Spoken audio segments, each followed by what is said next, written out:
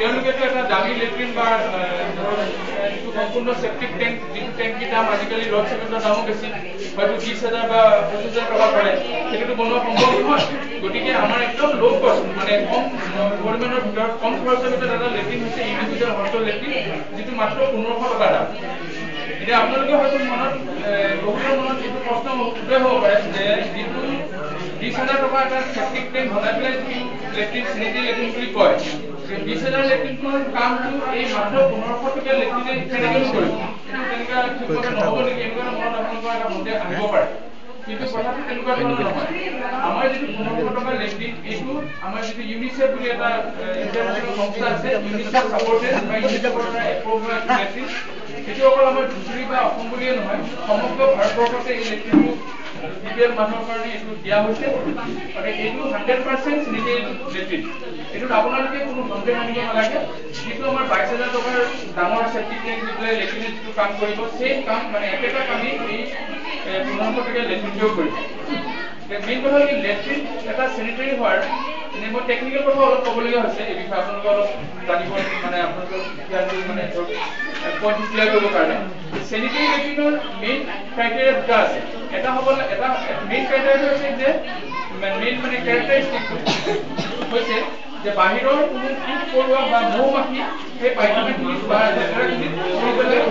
বেমাৰ বিধে বাহিৰলৈ বিয়পাব নোৱাৰে মানে তাত বাহিৰৰ কোনো কীট পতংগ পৰুৱা আদি তেনেকৈ পায়খানাখিনি কৰিব নোৱাৰে এইটো হৈছে নাম্বাৰ 1 ক্যাৰেক্টাৰ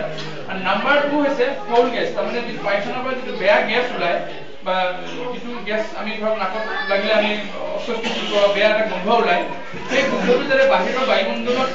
মুকলিভাৱে গৈ পেলাই দূষিত কৰিব নোৱাৰে বায়ুমণ্ডল সেইটো হৈছে দ্বিতীয় ক্যাৰেক্টাৰ বা সেকেন্ড ক্যাৰেক্টাৰিষ্টিক গতিকে এই দুটা ক্যাৰেক্টাৰিষ্টিক মানে যিবিলাক লেট্ৰিনে ফুলফিল কৰে বা মানি চলে সেইবিলাকে 100% স্যানিটাৰী লেট্ৰিন গতিকে এই যিটো আমাৰ 1500 টকা লেট্ৰিন এই লেট্ৰিনটো 100% স্যানিটাৰী লেট্ৰিন এইটো আপোনালোকৰ কোনো সন্দেহ আনিবৰ মানে কাৰণে নাই এতিয়া ধৰা কি এই যিটো 1500 টকা লেট্ৰিন এইটো মানে ফান্ডিং প্যাটাৰ্নটো এনেকুৱা ধৰণৰ যে বেনিফিচিয়াৰীয়ে 20% দিব লাগিব 1500 টকা 20% দ্যাট ইজ 300 rupees 300 টকা এই হিতাধিকাৰী জনে বা বেনিফিচিয়াৰী জনে যোনে ল'ব তেওঁ দিব লাগিব আৰু বাকি 1200 টকাটো গভৰ্ণমেণ্টে এইটো ফান্ডিং কৰিব গভৰ্ণমেণ্টে পইচাটো দিব যোনে বনায় গতিকে 300 টকাটো বেনিফিচিয়াৰী শ্বেয়াৰ বা হিতাধিকাৰীৰ পইচা পোৱাৰ পিছত সেই পইচাটো আমাৰ এটা জইণ্ট একাউণ্ট থাকিব মেম্বাৰ সেক্ৰেটাৰী পিডব্লিউএসি তাৰমানে মূল আৰু প্ৰেসিডেন্ট আপোনালোকৰ জিপি যিজন প্ৰেসিডেন্ট সেই প্ৰেসিডেন্ট জনে সেই পিডব্লিউএসি একাউণ্টৰ প্ৰেসিডেন্ট হ'ব প্ৰেসিডেন্ট আৰু মেম্বাৰ সেক্ৰেটাৰীৰ মাজত এটা আমাৰ জইণ্ট একাউণ্ট আছে অলৰেডি প্ৰগ্ৰামে একাউণ্ট খোলা হৈছে আৰু ইয়াত কামো হৈছে যথেষ্ট গতিকে একাউণ্টটো অলৰেডি খোলাই আছে আৰু যিবিলাকৰ খোলা নাই আমি খোলা ব্যৱস্থা কৰি আছো বেলেগ যিবিলাকৰ কথা কৈছো সো অলৰেডি এইটো একাউণ্ট ইয়াত খোলাই আছে